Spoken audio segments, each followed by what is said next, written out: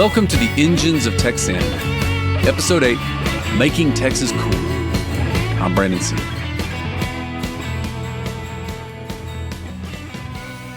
A party was underway at the historic St. Charles Hotel in New Orleans on a humid July evening in 1869. The partygoers were going to dine that evening on Texas beef, which wasn't necessarily a novelty in and of itself. New Orleans had been a regular destination for Tejano trail drives going back 150 years. Most famously, in 1779, some 2,000 head of Texas cattle had been sent to the Spanish governor of Louisiana to help support the rebellion of 13 English colonies along the Atlantic seaboard. And yet the Texas beef that was going to be served that evening in July of 1869 hadn't been driven to New Orleans. It had been shipped there in a cold storage vessel, frozen. The entire affair had been constructed as a contest to see who could get frozen Texas beef to New Orleans first. And two vessels had arrived from Texas within days of each other, but each used a different refrigeration technology. The first relied on dry ice, carbon dioxide frozen via a process developed by a pioneering balloonist named Thaddeus Lowe from Dallas. And although his vessel arrived first in New Orleans, it was so heavily laden that it sat too low in the water to enter New Orleans harbor. And so Dr. Howard Payton of San Antonio slipped in behind him with a more modest steamship outfitted with a smaller cold storage locker, and he took the prize. But that the winner of a refrigeration contest had come out of San Antonio in 1869 wasn't really a surprise, because in the years following the Civil War, San Antonio had become a hotbed of ice-making innovation. Prior to the Civil War, Texans had relied on New England merchants to ship them blocks of ice from way up north, packing it tight with sawdust or straw for insulation. And yet the northern blockade of southern ports during the Civil War had cut off Texans from their ice supply. Entrepreneurs jumped into the void. The most promising technology of the day came from a Frenchman named Ferdinand Carré, or I guess Carré to say it the French way. The key to making a space cooler actually isn't to make it cooler, Carré and other innovators realized. It's to make the space not hot. That is, to remove the heat from the space. Carré's process heated up an ammonia-water mixture to increase its pressure, and then pushed that high-pressure ammonia water through a small hole into a lower-pressure chamber. The expansion of the high-pressure mixture into the low-pressure chamber created a cooling effect. Think of a spray paint can after you've been spraying it for a while, or a valve stem on a tire if you let the air out quickly. If you then circulate the now cooler, lower-pressure mixture through a conduit into a warmer space, the mixture will eventually absorb some of the heat from the warmer space and carry it on out of the room. You can then heat up and pressure up the mixture again, run it back through the small restriction into the lower pressure chamber again to cool it off, and then just keep cycling the fluid indefinitely until you've absorbed all the heat out of the room via the cooling fluid. Someone in San Antonio caught wind of this process, possibly because San Antonio had strong cultural ties to France, owing to a string of French bishops and religious orders in the heavily Catholic city, as well as a small but very prominent French immigrant community there. Also, in 1862, the French Emperor Napoleon III imposed an Austrian archduke on the throne of Mexico, which essentially made San Antonio's closest trading partner a French outpost. For the next 5 years, French-controlled Mexico bought uncounted tons of the blockaded South's cotton that was left stranded by the same blockade that had cut off ice shipments to Texas, and San Antonio merchants brought back French trade goods on their return trips to Texas. The road from San Antonio to Matamoros became known as the Wisps of Cotton Road because of all the stray cotton fibers lining the trail, and many San Antonio trading houses built their fortunes on this trade.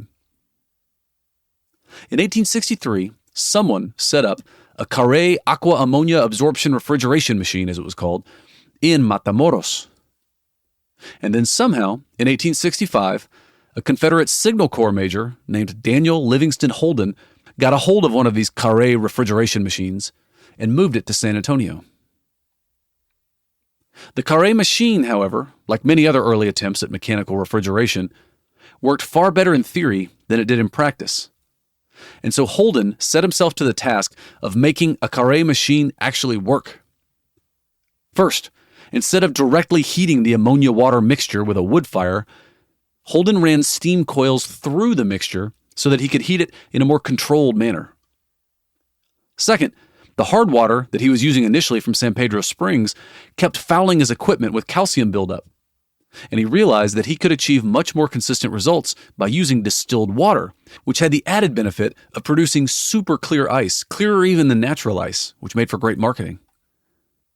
And third, he swapped out the ammonia water mixture in favor of petroleum ether, which was, again, safer, cheaper, and more consistent. Holden's work was sufficient to earn him a handful of patents and resulted in the, quote, most complete ice machine ever erected, end quote, as the press at the time called it. Holden's machine spit out one 20-pound block of ice every 4 minutes, which Holden then sold for 10 cents per pound. A cluster of ice-making innovation took off in Texas. In 1867, U.S. Census reports counted 5 ice-making plants in the entire United States, 3 of which were in San Antonio. Another French immigrant in San Antonio, named Andrew Mule, set up his own ether ice machine that year. And Charles Zilker, of Zilker Park fame in Austin, got his start too in San Antonio around this same time with an ammonia absorption unit before moving his headquarters to Austin. Charles Ball in Sherman, Texas, and David Boyle in Jefferson, Texas, were also soon experimenting with their own designs. And Thaddeus Lowe of Dallas, the one who had lost the frozen beef race to New Orleans, continued working on dry ice. In fact, his carbon dioxide refrigeration compressors, which could get much colder than ammonia or petroleum ether absorption units, would become the standard for marine transport and refrigeration for the next 70 years, until the invention of Freon.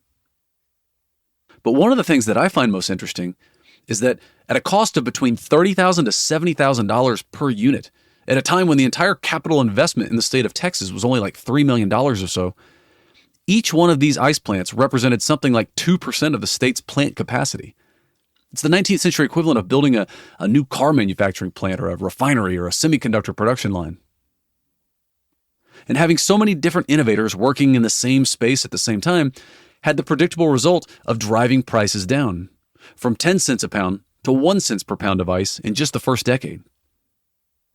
This rapid decline in price allowed Texas entrepreneurs to look for more novel applications for ice. And their attention landed on the same place that Gail Borden's had and where countless generations of trail-driving Tejanos had as well, on figuring out how to get 2 cent per pound Texas beef to a 6 cent per pound East Coast market and capture that margin. Gail Borden's meat biscuit had not been the answer, but maybe 1 cent per pound ice could be. Because there was another savings implicit in shipping frozen beef versus live cattle. For frozen, you only had to ship the trimmed carcass, half or so of the weight of the animal. And you don't have to feed a carcass. Cattle feed was additional cost and burden of shipping live cattle. Once again, Daniel Livingston Holden, the adapter of the first Carré machine, led the way. In 1871, he opened the first mechanically refrigerated abattoir in America in Fulton, Texas, which was soon packing 100 carcasses a day for shipment to Liverpool, England. A former Holden associate named Thomas Rankin developed the first refrigerated rail cars in North Texas the same year, and in 1873 made the first successful shipment of chilled beef from Texas all the way to New York. His beef carcasses arrived 4 days and 22 hours after they had been shipped, still perfectly frozen and ready for sale. Chicago meatpacker Gustavus Swift liked the idea so much that in 1875, he began to build a fleet of refrigerated rail cars. His largest competitor, Armour and Company, followed suit, and by the turn of the century, Swift and Armour had made Fort Worth the major frozen meatpacking center in the state. In fact, meatpacking briefly constituted the largest quote-unquote manufacturing industry in Texas from 1909 to 1919, when oil refining took over. But if cattle gave the impetus to Texans' efforts to drive down the price of mechanical refrigeration and ice making, it would be that truly dominant Texas industry, cotton, that would bring cooling to the people. As late as 1929, only 2% of the textile mills in the United States were located in Texas, despite the fact that the state grew something like 40% of American cotton at the time. So why did faraway places like Massachusetts and New England dominate the final, most valuable stages of cotton production when it seems like it would have been much cheaper to finish the raw product right where it was produced? Well, the problem was climate. Textile mills needed to keep the air inside their facilities exceedingly moist in order to keep the cotton fibers elastic but tough enough to be able to card, spin, and weave them. This was something called yarn conditioning. Textile mills achieved this by pumping steam onto the factory floor, something which was tolerable in a mild northern summer, but insufferable in the hot and humid south. Around 1895, a textile engineer from North Carolina named Stuart Kramer decided to set himself to the task of conditioning the air in a textile mill, not the yarn. So-called air conditioning, as he came to call it, meant not only controlling the room's temperature, however, it meant controlling its humidity, quality, and distribution, the four characteristics that would come to define our modern understanding of air conditioning. As the science of air conditioning advanced, and like ice making, the cost came down, new applications began to benefit from its use. Entrepreneurs like Willis Carrier in New York pushed the technology into printing, flour, cigarettes, gunpowder, chocolate, all things that benefited from a climate-controlled setting. The New York Stock Exchange became the world's first fully air-conditioned office space. But air conditioning, of course, was only really necessary for like 2 months out of the year in a place like New York, which made it harder to recover the capital investment. In a place like Texas, however, you had most of the calendar year to help you amortize the expense. And in places like the Golden Triangle in East Texas in the 1920s, you had oil wealth willing to pay for a bit of comfort. The First Presbyterian Church of Orange, situated right in the shadow of Spindletop's Bounty, FYI, claims to be the first air-conditioned building in Texas. The original system installed in 1912 sounds suspiciously like a fan with an ice maker to me, but nevertheless, by 1929, it was clear that they had a complete Carrier-designed air conditioning system installed. The Rice Hotel in Houston, which sits, incidentally, on the spot of the old Republic of Texas Capitol building when the Capitol was in Houston, the Rice Hotel air-conditioned its cafeteria in 1922. That was the same year that the 21-story Milam building in San Antonio, named after Ben Milam from The Siege of Bear in Season 1 if you want to go brush up, opened up to much fanfare as the world's first fully air-conditioned building. In 1936, the St. Anthony Hotel, right down the street from the Milam, became the world's first fully air-conditioned hotel, the same year that Joskie's department store around the corner became the first fully air-conditioned department store in Texas. And yet most Texans' first experience with air conditioning wasn't in an office building or a luxury hotel or a fancy department store. It was in a movie theater. The American movie industry was exploding in the early 1920s and 30s. Something like half of Americans went to the cinema weekly. And yet Southern movie theaters effectively had to close their doors in the summers. It was too hot, too unbearable to sit in a crowded 100-degree enclosed room, no matter how good the movie. Which, from a financial standpoint, meant that any dollar that Texas movie theaters could make in the summer was a dollar that they weren't going to make otherwise. It was basically found money. Texas theaters jumped at the opportunity. The Old Mill Theater in Dallas in 1917 seems to have been the first mover in the state, and they marketed the hell out of it, promising patrons that they would be, quote, 100% cooler and more comfortable than they could possibly be at home, end quote. The Palace Theater, also in Dallas, and the Texan in Houston followed in 1924. By the 1930s and 40s, movie theaters across the state were competing on how cold they could get, decorating their exteriors with icicles, frost, and snow, and giving themselves brand names like Arctic Breezes and Siberian Zephyrs, making promises of 20 degrees cooler inside and never over 70 degrees.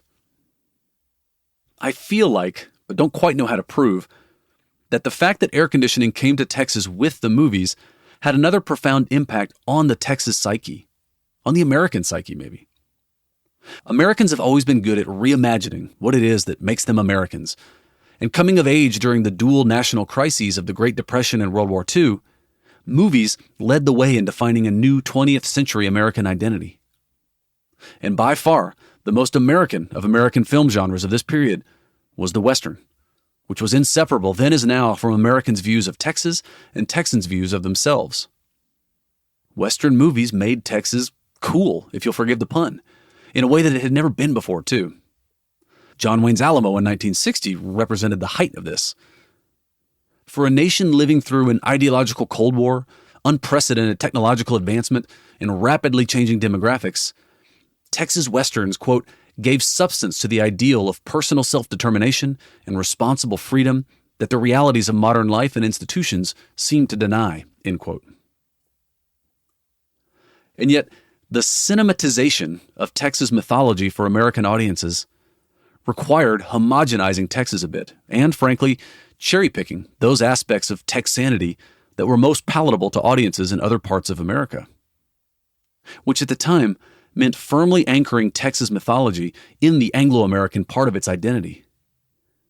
In this sense, it made Anglo-Texans more American, but it also pushed non-Anglo-Texans into the shadows, or into the role, in some cases, of antagonists. As movies came to replace older forms of entertainment based on ethnic and religious affiliation, they came to redraw the lines of culture in ways that would ripple through the social movements of the 1960s and into the present. With the worst drought in Texas history raging through the 1950s, air conditioning slowly transitioned from a nice-to-have to a have-to-have. In 1952, only 196 offices in all of Houston had air conditioning installed. 5 years later, it was basically a requirement to get people to come to work. One scholar has found that once 20% of office buildings in any one city have air conditioning, all the other buildings are basically required to install it to remain competitive. In a survey in 1957, 88% of companies said that air conditioning was the most important item for, quote, office efficiency. In a survey taken in 1957, 88% of companies said that air conditioning was the most important item for, quote-unquote, office efficiency. And they were probably right. Recent studies have shown a 2% decrease in productivity for every degree above 77 degrees in a work setting. Home air conditioning units hit the markets in the 1940s. And by the 1950s, they were down to $500 a piece. Not cheap, but within reach, led by innovators once again like San Antonio's Friedrich Air Conditioning and their window units, some of which still run to this day.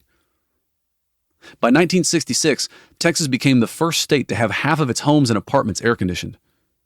And soon, central AC units were being installed in new homes throughout the state, but almost for purely economic reasons. Central air conditioning actually lowered the cost of new home construction. It eliminated the need for, quote, high-pitched roofs vented from top to bottom, open porches, broad eaves that blocked the slanting sun, massive doors and windows that sometimes stretched from door to ceiling, transoms placed above bedroom doors, dormers, groves of shade trees blanketing the southern exposure, and houses situated to capture prevailing winds, end quote. Instead, central AC allowed for a much more compact footprint in homes as well as office buildings, so that in most cases, the AC system actually paid for itself in material savings. This, of course, changed and, once again, homogenized Americans' images of themselves and what home looked like. Aesthetics and economics aside, however, at a qualitative level, air conditioning also just improved life. Government studies found that residents of air-conditioned houses got, quote, more than an hour's extra sleep at night during the summer for each member of the family, daytime naps for children that stretched out 3 times longer, hot meals 40% more nutritious, enthusiastically eaten despite soaring outdoor temperatures, a $5.80 average weekly savings on outside entertainment, laundry time cut in half, and house cleaning time cut by 1/3, end quote. Not to mention the other public health benefits of, quote, reduced fetal and infant mortality, prolonged lives for thousands of patients suffering from heart disease and respiratory disorders, increased reliability and sophistication of microsurgery, and the acceleration of the institutionalization of public health, which aided in the production of modern drugs such as penicillin, end quote. In 1965, the Astrodome opened its doors, calling itself the 8th wonder of the world in no small part because it was the world's largest air-conditioned space. In 1961, the Alamo had been air-conditioned. Air conditioning had conquered Texas's past, present, and future. By 1980, 83.2% of Texas households had air conditioning, and more than 90% of office buildings, banks, hotels, and hospitals did.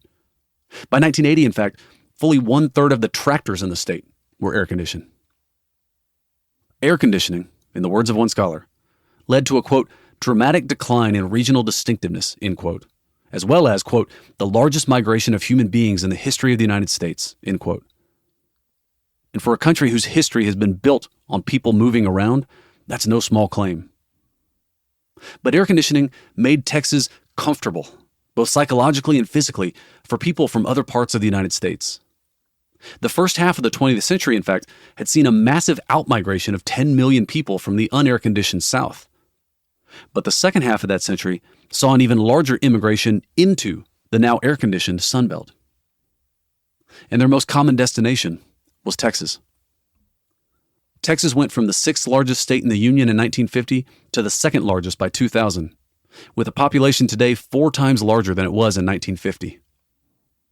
This wave of immigration hasn't really ever stopped, even through to the present, even during Texas's quite brutal economic depression in the 1980s. And it's just flat out impossible for me to imagine 30 million people living here in Texas today without air conditioning. I would argue that air conditioning has been the greatest engine of moving people around in this country in the last 100 years. And yet its role is largely unsung because its impact is so subtle. The next engine of Texanity, however, is much more widely appreciated. Actually, it's working for both of us right now, scribing everything I'm saying into little ones and zeros and spitting it back out to you in the form of a human voice. I'm talking about the integrated circuit on the next episode of the Engines of Texanity.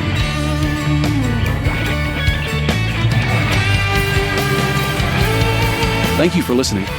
A special thanks on this episode to Friedrich Air Conditioning's product manager and resident historian, Chris McGee, a 19-year veteran of the company.